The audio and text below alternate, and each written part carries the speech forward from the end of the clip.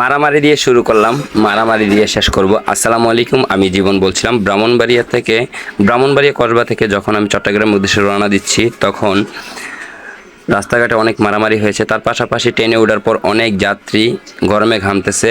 মেনটেনে নারীর টানে বাড়িতে গিয়েছিল, বাড়ির থেকে আসার পরে এতটা ভোগান্তিতে পড়লো যেটা বলার মতো না। তো আমার ছোট ভাই বলছে উপরের পাঙ্খাগুলো চলছে না, মেনটেনেন্স এসে পাঙ্খাগুলো নষ্ট করে দিয়ে গেল। তো আপনারা দেখতে পারতেছেন,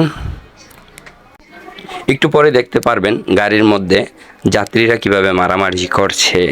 একজন বৃদ্ধ মানুষ জানালা দিয়ে যখন বিড়ি খায় তখন বিড়ির ধোঁয়াটা একজন বোনের মুখে লাগে। উনি প্রতিবাদ করেছে, তো ভাইজানে বলেছিল সরি আপু আমি আর সিগারেট খাবো না।